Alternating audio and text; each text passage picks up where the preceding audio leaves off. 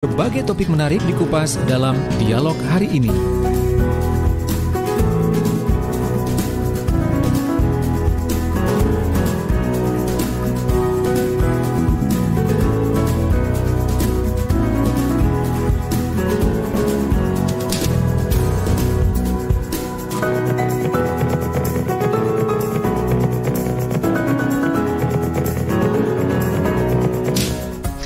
Sahabat Suara Sidoarjo, pagi ini kita akan membahas tentang pengolahan hasil pertanian aneka selai dari buah-buahan. Dan di studio kali ini kita masih bersama narasumber kita dari Balai Penyuluhan Pertanian atau BPP Kecamatan Tanggulangin. Di studio sudah hadir bersama kita ada Ibu, saya panggil Mbak aja deh. Ibu Suharti SST. Assalamualaikum. Waalaikumsalam warahmatullahi wabarakatuh. Selamat pagi Mbak Tika. Selamat pagi, apa kabar? Alhamdulillah, tetap semangat. Tetap semangat, cantik banget pagi ini. Alhamdulillah sama. Kita bertiga semua cantik. Oh iya, kecuali Mas Franky ya, paling ganteng sendiri. Iya. Tapi sayangnya sudah ada yang punya gitu. Iya. Oke, nah pagi ini bersama dengan Mbak Suharti kita juga nanti akan ngobrol dengan Ibu Nani Romdoni SP. Assalamualaikum. Waalaikumsalam warahmatullahi. Apa kabar? Baik Mbak Tika. Baik, alhamdulillah. Tetap semangat ya pagi hari ini ya Mbak Nani ya. Sehat terus. Sehat terus yang penting ya. Baik, nah kali ini sahabat kita mau membahas tentang hasil pertanian aneka selai dari buah-buahan. Ada yang pernah coba membuat selai dari buah-buahan? Kalau belum, nah ini kita sharing bareng. Atau kalaupun sudah pernah, nggak apa-apa, kita ikutan sharing bareng pagi hari ini selama kurang lebih 1 jam ke depan ya di program Dialog Pertanian. Nah, kita ngomongin tentang pengolahan hasil pertanian aneka selai dari buah-buahan. Berarti ini termasuk dari hasil pengolahan hasil pertanian juga ya, karena buah-buahan. Iya. Nah, tapi boleh dong kita mungkin dibuka dulu tentang apa ya istilahnya hasil-hasil pertanian itu apa saja dan kemungkinannya itu kayaknya banyak banget ya bisa diolah begitu. Mungkin boleh dibuka dulu dong untuk kebersamaan kita pagi hari ini dengan siapa dulu nih? Mbak Nani. Ya Bu Suharti. Ya silakan. Ya, terima kasih Mbak Tika. Kalau yang seperti kita tahu banyak banget kan buah yang dihasilkan oleh Sidoarjo sendiri, terutama buah pepaya. Seperti yang kita lihat di pinggir jalan, di pasar, itu kan lagi melimpah sekali. Itu biasanya biasanya kan hanya daunnya dimakan, dikonsumsi secara langsung. Dibikin sayur itu ya. Dibikin sayur, kalau yang masih muda itu daunnya biasanya untuk diurap atau apa gitu kan. Terus selain itu apa ya yang bisa dimanfaatkan lagi apa selain kita bisa konsumsi secara langsung gitu. Apalagi adik-adik itu yang sulit sekali untuk mengkonsumsi buah-buahan, apalagi buah-buahan yang mungkin tidak menarik seperti pepaya, nanas, itu kan sangat tidak menarik buat adik-adik gitu. Benar, saya juga sih kadang. Iya, apalagi kalau secara buah nanas itu kan banyak durinya, gitu loh. Jadi kita mencoba pagi ini saya dengan Bu Nani gimana ya, sambil belajar lah, kita sama-sama belajar bagaimana cara pembuatan selai buah. Oke, selai dari buah-buahan. Tapi kali ini nanti kita akan lebih fokus membahas tentang buah-buahan ini. Pepaya dan nanas. Yang banyak dan mudah. Banyak sebetulnya, dan mudah ada di pasaran. Terus harganya juga murah sekali. Oke, terjangkau banget gitu ya. Nah, ini dia. Dan kalau sudah diolah ini bisa jadi menambah memiliki nilai ekonomis gak sih sebetulnya?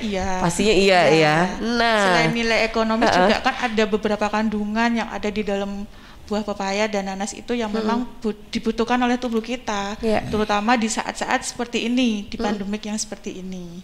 Oke, nah ini dia sahabat, pagi ini kita mau bahas tentang pepaya dan nanas sebagai buah-buahan yang bisa dijadikan selai gitu ya. Nah berarti kita ngomongin dulu karena ada dua buah yang berbeda gitu kan ya. Kalau pepaya kan lebih banyak istilahnya kalau kita bilang dari kulitnya dulu aja deh, mulus. Kalau nanas kan apa tuh namanya banyak duri, kayak gitu. Apakah alat-alat yang dibutuhkan untuk pembuatan selai dari 2 buah ini sama atau beda? Ya. Kalau alatnya sama, pastinya kita butuh pisau. Oh iya, jelas dong. Yang utama. Yang utama. Yeah. Terus ada lagi satu alat yang biasanya kita ada alat yang instan itu, yang untuk nyabut mata untuk nanas. mengambil mata nanas. Oh, saya kurang tahu itu ya, karena saya nggak pernah. Tadi lupa, harusnya saya bawa. Oh, tadi. itu ada alatnya sendiri ya? Untuk ambil mata nanas. Untuk mata nanas saja. nanasnya. Jadi kita tidak susah untuk berbelok-belok. Pakai pisau itu kan susah biasanya. Terus kalau pakai alat itu tinggal kayak pinset gitu loh. Jadi kita tinggal cabut aja. Nah, nanti akan dijelaskan ya. Jadi ini khusus untuk nanas, bedanya ada tambahan itu ya. Oke, kalau yang lain-lainnya sama aja ya? Sama. Apa aja nih selain pisau mungkin? Terus ya pastinya ya pisau. Terus peralatannya? Pastinya itu parutan. Parutan. Iya. Oke. Blender. Ya, terus panci atau wajan, terus pengaduk, baskom. Oke, sebagai tempatnya ya atau wadahnya. Nah, sebelum kita masuk ke pengolahan dari 2 buah ini tadi untuk dijadikan selai. Nah, proses awal ketika alat-alat sudah lengkap begitu, buah-buahan yang akan dijadikan selai ini apakah itu harus ada pengolahan dulu atau seperti apa sih? Maksudnya ini dalam kondisi yang buahnya buah utuh gitu. Buah yang boleh dijadikan untuk selai ini ada harus dipilih dulu yang seperti apa gitu atau gimana? Iya. Bu Nani. Untuk pemilihan buah dalam pembuatan buah selai, maksudnya dalam pembuatan selai buah dari nanas maupun pepaya, kita harus memilih buah yang benar-benar matang, Bu. Kalau untuk nanas matang sama yang pepaya juga harus memilih yang matang. Kalau belum matang nggak bisa ya? Iya. Masih rasa asemnya tinggi nanti. Terus kurang manisnya Mbak Tika. Ini bedanya kalau dibuat selai itu memang harus benar-benar matang biar rasanya manisnya itu dapat ya. Terus seratnya itu kan ada tuh kalau kita misalkan ngeblend atau pepaya yang kita parut itu kan seratnya kan terlihat cantik kalau sudah matang. Ya, kalau belum matang itu masih terlihat seratnya dan itu susah untuk diolah. Lebih banyak airnya sih sebenarnya. Kalau kandungan airnya masih kurang kalau masih muda gitu. Kalau masih muda kandungan airnya kurang. Oke. Apalagi nih yang diperhatikan lagi nih dalam pemilihan buahnya dulu nih. Yang pertama buahnya harus matang, terus segar dan tidak busuk, itu yang penting. Kalau busuk kan nanti juga rasanya juga gak enak gitu nanti di hasil akhir dari olahan selainya nanti. Baik, kalau dari segi ukuran bebas ya. Tapi yang jelas itu harus matang gitu ya. Itu yang paling utama gitu. Ketika peralatan sudah ada dan ketika buah ini sudah siap gitu ya. Nah, sekarang masuk ke apa yang harus dilakukan ketika semuanya sudah lengkap begitu. Gitu. Kalau seumpamanya kita pengen bikin selai buah nanas. Kita ngomongin nanas dulu deh ya. Nanas dulu. Yang pasti buah nanasnya kita kupas dulu, ya dengan pisau dan pinsetnya tadi untuk memudahkan. Terus setelah itu kita potong-potong, bisa di blend, bisa juga diparut. Kalau dipotong dulu terus diparut, dicuci bersih. Dicuci dulu, terus habis itu bisa di blend. Kalau memang tidak ada blend ya bisa diparut. Kalau nggak ada blender bisa diparut ya. Baik. Nah, pada saat mencuci buah nanas, yang saya tahu itu kan ada yang bilang biar tidak ada getah ya. Kalau nanas itu ada getah ya enggak ya? Enggak ada ya. Katanya harus direndam. Gatal. Bisa bikin gatal. Biasanya itu harus direndam air garam. Nah, itu benar nggak sih sebetulnya? Sebenarnya kalau memang benar-benar dicuci bersih dengan air mengalir itu bisa sih untuk tidak gatal di lidah, itu bisa. Cuman kadang mungkin kita juga tidak tahu ya tingkat kebersihannya seperti apa. Tapi kalau direndam air garam itu memang lebih enak rasanya. itu tidak mengurangi rasa dari buahnya sendiri. Tetap manis kok. Tetap manis ya. Oke, direndam berapa lama biasanya biar nggak gatal? Sebentar aja sih Mbak Tika.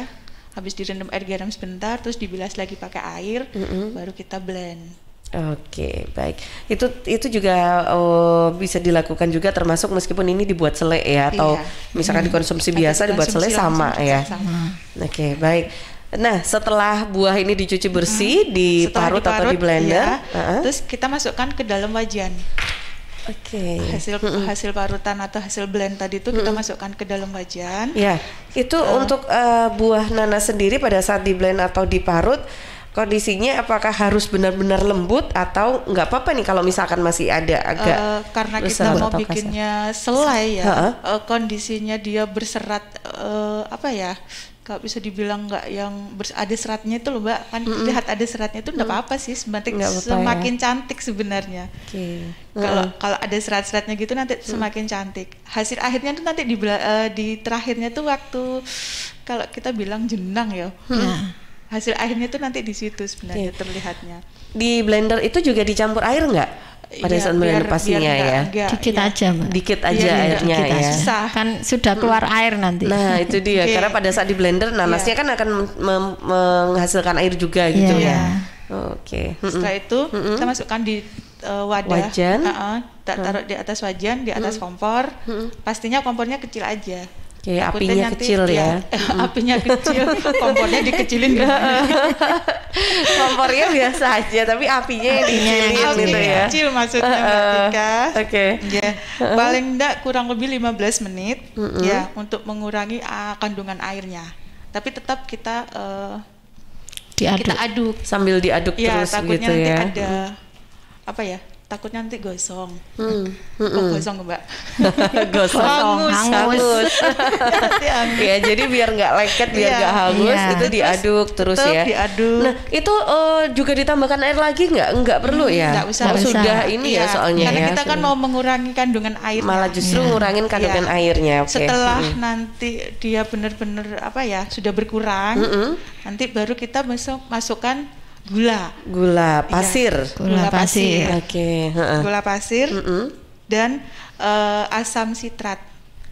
Ya. Kalau memang kita tidak mau menggunakan bahan yang mengandung itu ya, penambah makanan tadi itu kita bisa gunakan jeruk nipis. Jeruk nipis sebagai pengganti bahan pangan tadi ya, asam sitrat ya. Biar ada asam-asamnya karena nanas itu kan ada asamnya, jadi kita bisa perpadukan antara manis dan asamnya tadi bisa keluar. Oke, jadi ini untuk memancing rasanya begitu. Ya, penguat rasanya di nanas itu aja. Oke, baik. Jeruk nipis 3 sendok atau selera lah mungkin. Atau tergantung dari buahnya juga ya. Kalau misalkan nih kita pakai nanasnya ini misalkan 1 kilo nih, kita kalau 1 kilo. Nah, terus itu gula pasirnya seberapa banyak ya? Kalau gula pasirnya bisa 750 gram. 750 gram. Kalau memang terasa kemanisan, selera sih Mbak. Karena kita kan nggak sama ya, ada yang suka manis, ada yang suka biasa aja, sedang-sedang gitu. Cuman kalau untuk takarannya 750 gram. Itu biasanya yang udah pas ya, dapat manisnya juga, nggak terlalu kecut juga, asam juga. Terlalu manis. Kayak Mbak Tika. Oke, baik. Nah, terus untuk asam sitrat itu biasanya dipakai seberapa banyak ya? Kalau asam sitratnya nggak terlalu banyak, hanya setengah sendok teh aja. Setengah sendok teh ya, atau jeruk nipisnya 3 biji. 3 sendok. 3 sendok. Kalau 3 biji nanti jadi terlalu soto. Itu dia, kalau jadi soto kan banyak jeruknya. Oke, baik. Nah, ini tadi untuk pembuatan selai ya. Oh iya, ada yang lupaan. Dengan 1 kilo nanas ini biasanya itu kan nggak bisa langsung ya di blend ya. Misalkan nih nggak bisa langsung semua, misalkan dibagi beberapa kali blender gitu. Nah ini pada saat nunggu memblender yang lainnya, dia apakah mudah akan berair gitu tidak sih? Kalau berair iya, tapi cuman tidak mengurangi mengurangi ininya. Tekstur Tekstur iya, terus istilahnya itu nggak lama apa ya? Kalau nggak terlalu lama nggak masalah ya, nggak akan sampai. Ngeblend kan nggak butuh waktu lama. Nggak butuh waktu lama ya. Iya. Dan itu air sedikit aja ya. Seberapapun ukuran atau banyaknya nanasnya di dalam blender, kira-kira air berapa banyak yang dibutuhkan? Bisa setengah gelas atau satu gelas. Satu gelas belimbing. Oh, satu gelas belimbing ya. Nah, hanya untuk biar memudahkan waktu blendnya. Oke, baik. Nah, itu setelah diberikan gula pasir, lantas tetap diaduk lagi. Diaduk lagi sampai benar-benar kandungan airnya berkurang. Benar-benar dapat jadi kayak karamel gitu. Oke, kecoklatan gitu ya berarti ya. Agak kecoklatan kuningnya kuning tuh karena kena nanas itu tadi kan ya. Kuning keemasan itu. Kuning keemasan gitu ya. Nanti ada cirinya kok memang dia terlihat. Oke, jadi benar-benar kandungan airnya itu sudah benar-benar habis. Jadi nanti tinggal terlihat tekstur selainya ya. Berarti semakin diaduk terus masih dengan api kecil, ditambahkan dengan gula pasir tadi, itu adalah maksudnya sudah selesai begitu menjadi sebuah selai. Berat pastinya ya ngaduknya ya. Semakin lama akan semakin berat gitu ya. Airnya kan semakin berkurang. Karena airnya semakin berkurang. Oke, baik.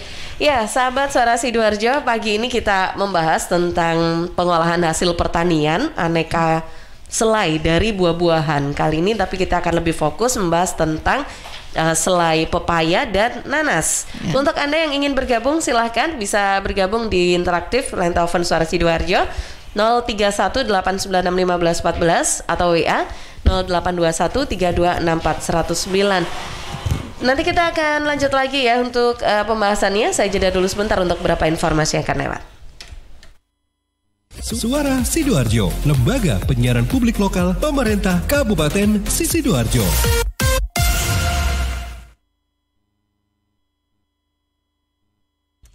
Rokok opo iki kok putihan? Ya rokok tok, ya murah, ya akeh. Rokok ilegal iki. Masa rokok ilegal iki? Yo iki. Lah awakmu kok roh nek iki rokok ilegal? Rokok ilegal iki gak nek pita cukene. Samen paling roe bandro iku lho. Rokok iki kudu enek merek karo nama perusahaane sing terdaftar ndek bea cukai. Lokasi pembuatane ndek kene ya gak enek. Terus ndek kene rokok ilegal iki gak enek gambar karo peringatane teko pemerintah. Berarti rokok ilegal gak resmi no? Aduh ya mesti to Lemul. Rokok ilegal iki merugikan negara. Mergo ora mbayar cukai sing digembangun negara. Walah tutu, sepenting wong-wong gak roh. Loh, gak iso le iki. Makane to Le, tuku sing pasti-pasti ae. Aja ngawur. Laporkan peredaran rokok ilegal ke kantor Bea Cukai terdekat atau hubungi nomor 1.500-225 1.500-225. Iklan layanan masyarakat ini dipersembahkan Bea Cukai Sidoarjo. Ayo, ngewangi Bea Cukai, berantas rokok ilegal. Bea Cukai Sidoarjo, fokus mengawasi, tulus melayani. Memang kita sudah jenuh karena pandemi ini membelenggu dunia, mengekang silaturahmi kita. Tapi sampai ini usai, yang masih berkerumun tanpa protokol kesehatan, apa akan terus bersikap abai? Yang masih kumpul keluarga, jangan sampai kumpulkan virusnya. Yang masih nongkrong asik, jangan sampai pulang bawa penyakit. Yang masih harus berangkat kerja, jangan sampai bawa pulang virusnya. Dan yang masih abai, jangan sampai orang tuamu yang menuai. Waspadai klaster penyebaran COVID-19 di lingkungan terdekat. Selalu pakai masker, jaga jarak, cuci tangan, dan siap divaksinasi. Pesan ini dipersembahkan oleh Kominfo dan Komite Penanganan COVID-19 dan Pemulihan Ekonomi Nasional. Serta Indonesia Persada ID untuk menyiarkan baik. Kita semua pasti ingin semuanya balik normal. Bukan cuma sekedar new normal, apalagi balik lagi ke PSBB. Cepat atau tidaknya sangat tergantung pada tiap warga Sidoarjo.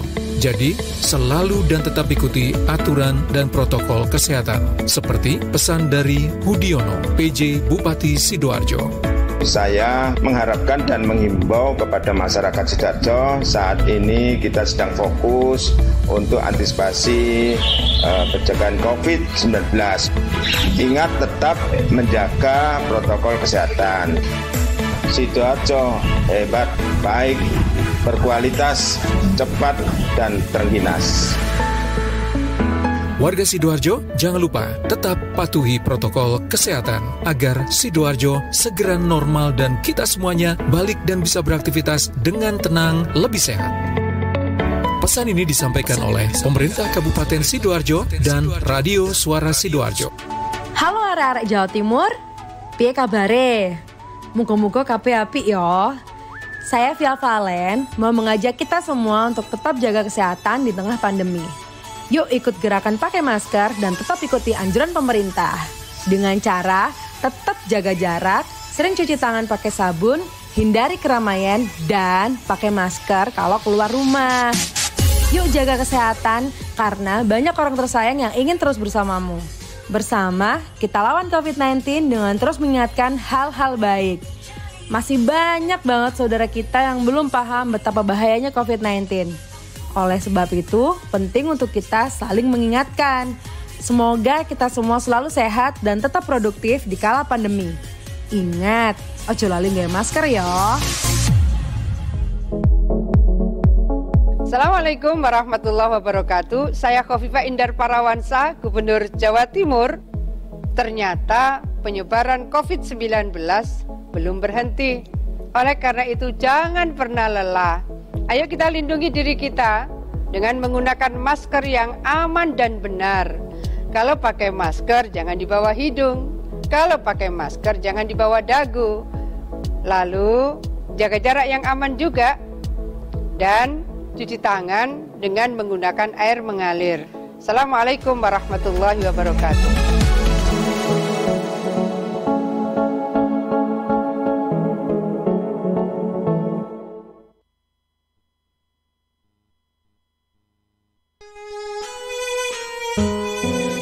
Assalamualaikum warahmatullahi wabarakatuh. Saya Denny Caknan menghimbau untuk seluruh masyarakat Jawa Timur agar tidak tertular oleh COVID-19, maka kita harus menaati protokol kesehatan yang berlaku. Khususnya memakai masker, jika berpergian menjaga jarak minimal 1 meter, dan tentunya harus didukung dengan olahraga. Jatim bermasker, Jatim sehat.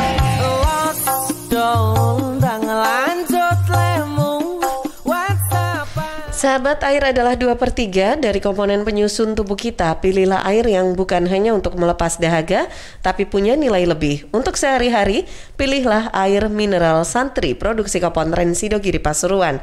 Air mineral Santri tidak hanya menyehatkan, tapi juga ikut mengembangkan perekonomian umat.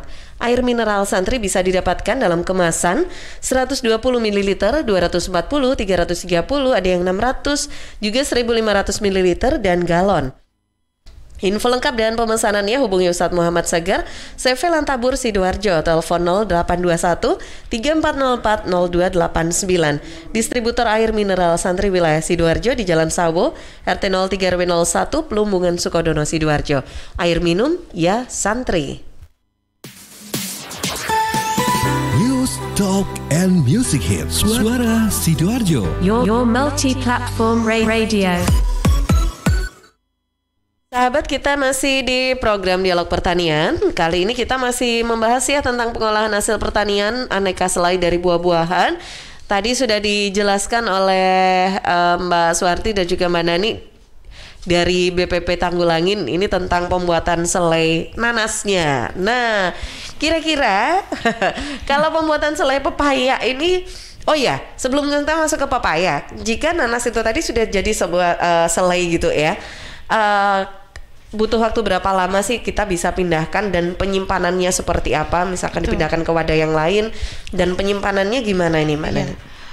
Setelah proses pematangannya tadi sudah selesai, kurang lebih 30 menit lah ya Mbak Tika. Prosesnya ya, dari awal semua ya? Dari awal sampai pengadon diaduk sampai jadi selai tadi itu menjenang ya istilahnya tadi itu sampai selesai terus kita kemas itu benar-benar dia dalam kondisi dingin selainya Oke. Maksudnya itu dibiarkan di suhu ruangan dulu ya, sampai dingin. Sampai dingin, nanti baru kita bisa masukkan ke dalam toples wadah bersih. Udah benar kita udah bersihkan, udah cuci, udah kita elap benar-benar bersih, baru kita masukkan. Tapi jangan dalam wadah langsung yang gede, masih yang besar. Kalau bisa tuh yang wadah yang kecil-kecil aja. Jadi waktu kita ngambil itu 1 kali pakai ya, sudah. Takutnya nanti waktu kita buka tutup itu akan masuk bakteri yang kita tidak ketahui. Dia bisa merusak jamur. Bisa timbul jamur gitu. Dan penyimpanannya misalkan kita bikinnya tadi tuh banyak, itu bisa kita masukkan dalam lemari es. Di freezer beku atau di kulkas saja? Di kulkas biasa aja sama gitu dengan, ya? Sama dengan selai-selai yang lain sih yang kita beli instan di swalayan. Gitu. Baik. Nah ini kalau misalkan nih botol yang kecil tadi sudah kita pakai, tapi masih ada sisa, bisa dipakai lagi. Yang buka tutup itu biasanya bisa bertahan berapa lama sih ya, dibandingkan yang kalau sudah mateng langsung beneran ditutup, nggak dibuka-buka lagi dan ditaruh di kulkas? Dalam lemari es. Paling enggak kalau tahannya berapa ya, 1-2 minggu lah. Kalau yang di suhu luar, nggak bener-bener ini ya, nggak terkontaminasi bener yang sama kita buka terus lupa nutup gitu. Seperti itu, takutnya hanya itu jamur. Nah ini dia. Terus ini kenapa nanas? Nanas itu kan antioksidannya tinggi. Manfaatnya nih dari buah nanas nih ya. Seratnya juga tinggi, kandungan gulanya cuman sedikit ya. Gitu. Kalorinya 50 kalau tidak salah. Jadi ini manfaat dari buah nanas. Meskipun dijadikan selai, apakah itu mengurangi dari manfaat dari buahnya? Sepertinya tidak, hanya merubah bentuk aja. Tadi berbentuk nanas, kita rubah jadi kita sulap nih, jadi selai. Terus bisa mencegah peradangan, persendian, tuh. Yang pasti seratnya tinggi sekali. Nah ini ya, berarti kalau di musim-musim begini yang mungkin sering merasa ada radang, imunitas juga bagus juga tinggi Mbak Tika. Nah itu dia ya, berarti saya harus beli selai nanas ini ya, biar nggak meradang. Bikin aja. Ada waktu gitu ya? Mbak Tika ya? Gimana? Ada waktunya ya, banyak waktunya kalau bikin selai nanas sendiri. Kan lebih tahu hasilnya, terus karena prosesnya itu tadi. Kalau kita bisa bikin itu tanpa bahan pengawet ini kalau kita bikin sendiri ya. Baik. Ya, sebelum dilanjutkan saya ke redaksi, Panji. Ya, ini ada pertanyaan yang masuk dari Ibu Mujianto yang lagi hamil tua kelihatannya ya. Dari profil WA-nya di 0821 3264 1009. Pertanyaannya adalah untuk selai ini lebih tahan lama di kemasan botol atau di plastik? Kemudian berapa lama ketika ditaruh di freezer atau kulkas masa expirednya? Ya, terima kasih sudah bergabung. Jadi lebih tahan di mana sih, kalau misalnya tempat plastik atau botol kaca gitu kali ya? Kalau lebih sterilnya kayaknya lebih botol kaca ya. Kaca. Iya. Kalau lebih sterilnya gitu. Terus lebih steril. Kalau lebih sterilnya itu lebih aman daripada kita menggunakan plastik yang biasa itu. Tuh. Terus kalau seperti yang sudah kita jelaskan tadi, untuk penyimpanannya 1-2 minggu kalau udara yang di luar, suhu ruangan. Tapi kalau di dalam lemari es kurang lebih bisa 1-2 bulan. 1-2 bulan ya. Lebih lama. Bisa lebih lama. Kalau sudah dibuka tutup taruh kulkas sama aja. Maksudnya dibuka 2 bulan. Gitu ya. Jadi masa expirednya agak lama kalau memang ditaruh di kulkas ya. Karena memang tanpa bahan pengawet ya. Lebih fresh juga. Nah itu dia. Berarti kalau mau diet juga kalau bisa banyak-banyak makan selai nanas gitu ya. Jangan selainya aja Mbak Tika, harus ada pendampingnya. Harus ada. Kenapa harus begitu Mas Suharti? Kenapa harus gitu? Biar nggak bosen kayaknya ya. Gitu. Masa kita cemilin selai ada efek samping tidak sih saat mungkin kita mengkonsumsi selai nanas itu terhadap mungkin ada yang punya penyakit apa yang nggak boleh kayak gitu atau aman aja sih sebetulnya? Kayaknya aman aja sih. Aman aja. Iya. Yang penting kita nggak konsumsinya mungkin kita bikin 1 kilo nih, kita habisin satu hari. Itu juga nggak baik juga ya, kayaknya berlebihan. Yang berlebihan tambah tidak baik juga untuk kesehatan. Oke. Iya, baik. Nah, sahabat, ini kita baru saja membahas tentang pembuatan selai nanas. Juga tadi sudah dijelaskan manfaatnya apa saja sih dari selai nanas sendiri itu. Dan nah, kali ini kita akan lebih membahas lagi bagaimana dengan pembuatan selai pepaya. Nah, selai pepaya. Ini bagaimana, silakan. Mungkin Mbak Suwarti atau Mbak Nani, silakan. Bu Nani yang bisa bantu. Untuk bahan yang dipakai dalam pembuatan selai pepaya, yang pertama itu kita memilih buah pepaya yang sudah matang, segar dan tidak busuk sebanyak 1 kilo, Yang kedua gula, dan yang terakhir itu asam sitrat. Untuk yang bahan tambahan pangan yang secara kimia, Tapi kalau bisa kita menggunakan yang organik aja. Maksudnya itu yang dari non bahan kimia. Kita bisa menggunakan jeruk nipis, sama sama aja. Untuk tergantung kalau kita mau rasa yang lebih kecut atau yang biasa, ya hanya tinggal menambahkan di jeruk nipisnya. Untuk asam sitratnya kita bisa menggunakan 2 gram. Lah 2 gram itu kalau kita ayoni, maksudnya itu maksudnya ditakar itu bisa kita menggunakan yang mudah itu ukuran setengah sendok teh aja, sama dengan yang selai nanas tadi. Nah, ini dia. Kalau nanas sama pepaya ini kan biasanya lebih banyak kandungan airnya pada pepaya ya? Atau sama aja sebetulnya? Kalau dilihat memang lebih banyak di pepaya, di kandungan buahnya itu lebih banyak serat di pepaya. Cuman waktu kita ngeblend di pembuatannya, kita hanya sedikit menambahkan air aja. Karena kan kayaknya pepaya apalagi kalau sudah matang itu kan sensitif. Maksudnya dia lebih lembek ya dibandingkan nanas kan. Kalau lama-lama juga nggak enak kan. Kalau untuk pepaya dibiarkan di suhu ruangan itu juga rasanya nanti beda. Beda yang nanas tadi memang kandungan airnya lebih tinggi di pepaya. Ya, Mbak.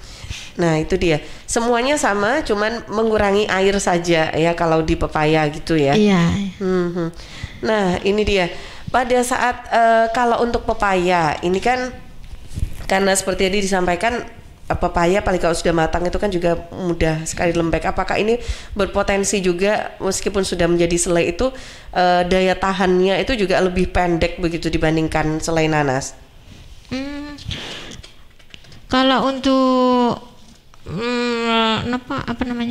masa penyimpanannya itu hampir sama dengan selai nanas, cuman di bedanya hanya tingkat pengolahannya. Kalau untuk selai pepaya itu kan kandungan airnya lebih banyak, jadi di pemasakannya itu lebih lama. Ya. Kalau tadi 30 menit. 30 menit untuk selai nanas. Kalau yang pepaya bisa 45 menit. Oke, 45 ya, nanti menit. Juga dilihat dari waktu pemasakan apakah airnya masih banyak atau tidak.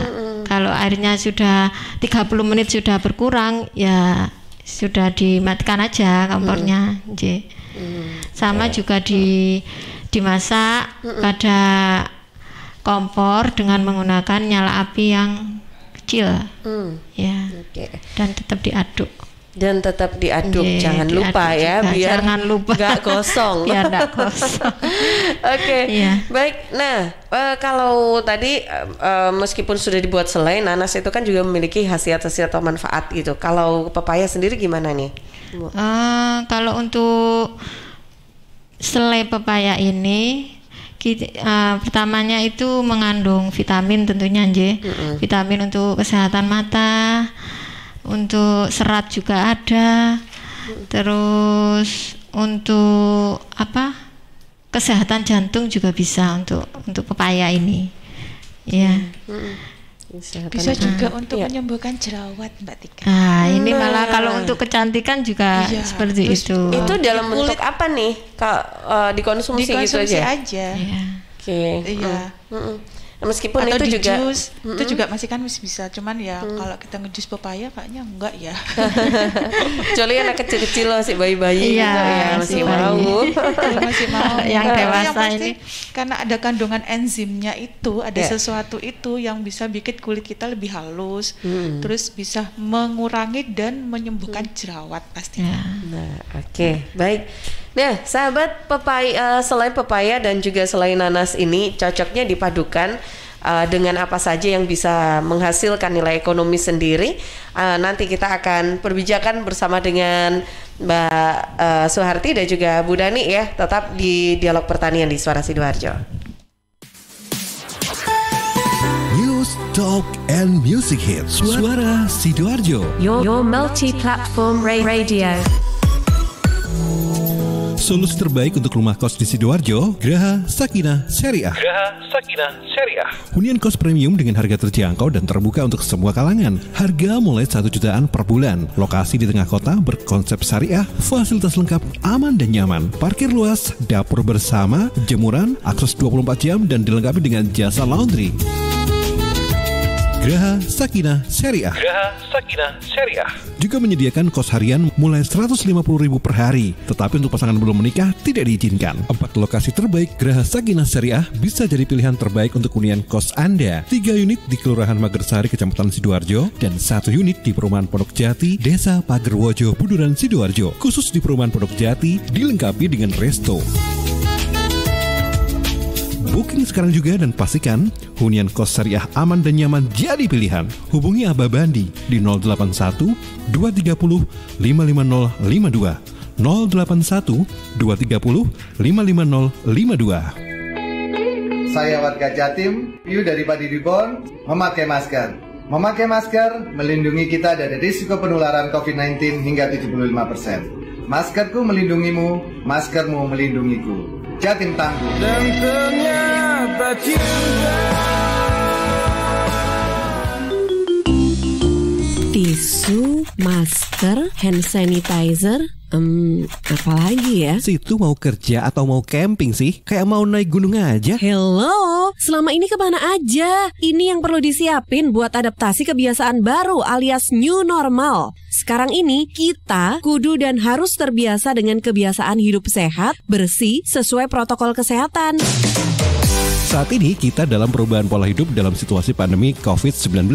Jadi kita perlu melaksanakan adaptasi kebiasaan baru atau protokol kesehatan dalam kegiatan sehari-hari. Jangan lupa pakai masker, tetap jaga jarak, sering cuci tangan pakai sabun dengan air mengalir. Sediakan hand sanitizer kemana-mana. Kalau flu, di rumah saja. Gak perlu bersalaman, say hello saja. Kalau nyampe di rumah, langsung mandi. Gunakan uang elektronik. Kalau naik kendaraan umum, jaga jarak. Balita atau lansia, di rumah saja. Ayo menuju new normal dengan melaksanakan protokol kesehatan dan menerapkan adaptasi kebiasaan baru. Hei, udah jam berapa nih? Kebiasaan telat juga masuk new normal ya? Ada yang kurang satu, uang sakunya belum. Iklan layanan masyarakat ini persembahan Dinas Kesehatan Kabupaten Sidoarjo. Wah, habis makan, merokok dulu ah. Ih, asap apa sih nih, ganggu banget. Mas, kesini sebentar bisa? Iya mbak. Asap apa sih nih mas? Dari dapur restoran bukan sih? Oh bukan mbak, itu di meja 13 ada yang merokok. Oh, mas, kalau minta tolong kasih tahu bisa nggak ya mas? Kalau asap rokoknya mengganggu? Iya mbak, bisa. Saya kasih tahu sekarang. Makasih ya mas.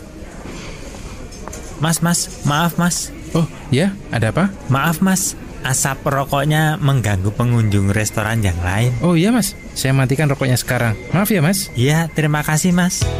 Ingat, jangan merokok di tempat umum. Iklan layanan masyarakat ini dipersembahkan oleh Suara Sidoarjo. Your multi-platform radio.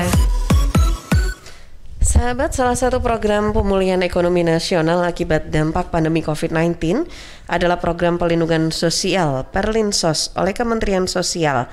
Pada tahun anggaran 2021 ini meliputi program Keluarga Harapan atau PKH, bantuan pangan non-tunai atau bantuan sembako, dan bantuan sosial tunai atau BST.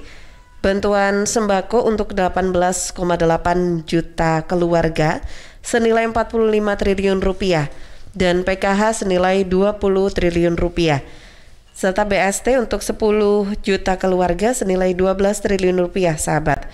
Agar penyalurannya tepat sasaran dan tepat waktu, untuk bantuan sembako Kemensos bekerja sama dengan Bank Himbara meliputi BNI, BRI, Bank Mandiri, dan BTN, dan juga melalui PT Pos Indonesia untuk wilayah Indonesia Timur yang sulit dijangkau.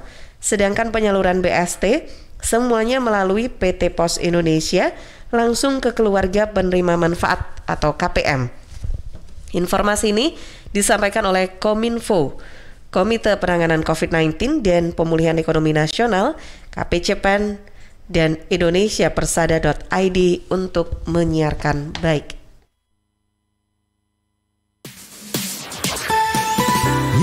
Talk and Music Hits. Suara Sidoarjo. Your multi-platform radio. Masih di program Dialog Pertanian, sahabat. Karena tadi sudah banyak sharing dengan Bu Nani dan juga Mbak Suharti ya tentang pembuatan selai nanas dan juga selai pepaya gitu ya. Nah, ini dia yang pengen kita tahu. Kalau saya sih taunya nanas itu bisa dipadukan dengan apa ya? Kue lebaran itu ya, nastar itu bilang ya. Nastar, ya. Nah, selain untuk itu yang bisa menghasilkan nilai ekonomis apakah kita bisa nih menjual selai itu? Tapi kan masa tahannya kan tidak lama itu. Tidak lama. Gimana Mas Suharti? Makanya kalau tujuan kita ini tadi kan untuk merangkul ibu-ibu aja, ibu rumah tangga sebenarnya. Karena kita tahu adik-adik itu kan susah sekali untuk mau mencoba menikmati yang namanya buah lokal pepaya dan nanas yang ya bentuknya seperti itu yang tidak menarik buat mereka. Ya kalau sudah dirubah bentuknya jadi selai kan nanti kita bisa sandingkan mungkin dengan roti gitu kan ya, atau tadi kue kering dikasih selai, itu mungkin lebih menarik buat adik-adik gitu sih. Tapi kalau memang mau tapi kalau memang mau untuk untuk dijual ya itu tadi sepertinya memang harus ada tambahan bahan kimianya, pakai asam sitrat tadi. Oke, asam sitrat itu berarti selain untuk mendukung untuk memunculkan rasa iya, itu juga bisa membuat tahan agak lama, awet. Oke. Tapi itu aman untuk dikonsumsi ya kalau dengan takarannya yang tadi harus hanya setengah sendok teh tadi. Tidak boleh terlalu banyak, lebih dari itu karena juga nanti takutnya berpengaruh untuk kesehatan tubuh kita. Karena asamnya kan bukan dari satu hal yang alami. Gitu Mbak Tika. Iya. Ada yang ditambahkan mungkin Bu Nani? Iya. Untuk dari nilai ekonomisnya, karena kan tempat yang awet, maksudnya lebih tahan lama. Untuk selai nanas maupun pepaya itu kita taruh di toples kaca yang tadi benar katanya Bu Harti tadi. Kita menggunakan toples kaca yang sudah kita beri perlakuan sterilisasi ya. Terus botol kaca itu kalau lebih nilai ekonomisnya lebih tinggi, kita bisa menggunakan botol kaca yang kecil-kecil ya, yang kecil-kecil yang isian 250 gram bisa, terus yang 500 juga bisa. Jadi setelah kita bersihkan botol kacanya sampai bersih, kering, kita masukkan selainya, terus kita tutup rapat dan kita beli label atau kemasan. Jadi untuk ukuran yang 250 gram untuk selai nanas itu harganya bisa mencapai 15.000 sampai 30.000 untuk ibu-ibu, maksudnya ibu-ibu yang di rumah meluangkan waktu bisa untuk dijual ya. Dibuat usaha ya. Oke. Baik. Nah, ini tadi asam sitrat tuh sitrun sama ya? Asam sitrat sama sitrun ya istilahnya ya. Kalau mau beli bilang asam sitrat atau sitrun gitu ya. Oke. Itu kan mudah sekali didapat di toko-toko kecil, itu mudah sekali. Iya. Oke. Baik. Nah, ini dia ya, sahabat tetap sehat dengan berbagai olahan buah-buahan yang juga nilai plusnya adalah bisa menambah nilai ekonomis juga gitu ya. Dan pastinya sangat mudah didapat bahan-bahannya karena di pasar di sepanjang jalan nih ya biasanya banyak ada orang jual nanas yang 10.000 isi 3 isi 4 gitu kan, yang sudah kupasan tuh loh Mbak Tika. Itu. Terus pepaya juga kayaknya sekarang lagi musim pepaya. Bahkan kalau pepaya kita bisa tanam sendiri di halaman rumah juga ya. Oke, yang jelas semuanya buah-buahan yang dipilih untuk bisa dijadikan selai ini adalah yang benar-benar sudah matang ya. Kalau belum matang jangan dipaksa deh. Ya, daripada rasanya nggak karuan nanti ya. Pastinya rasanya kecut banget ya, nggak ada manis-manisnya gitu ya. Nah, itu dia. Oke deh, baik Mbak Nani dan Bu Nani dan juga Mbak Suharti, terima kasih banyak atas waktu dan sharingnya. Ini pertemuan terakhir kita ya. Untuk bulan ini, insya Allah ketemu lagi berarti tahun depan. Insya Allah semoga aja. Semoga kita dikasih umur yang panjang. Amin. Terus sehat selalu. Sehat selalu juga. Terima kasih. Sama-sama Mbak Tika. Sampai jumpa. Assalamualaikum. Waalaikumsalam warahmatullahi wabarakatuh.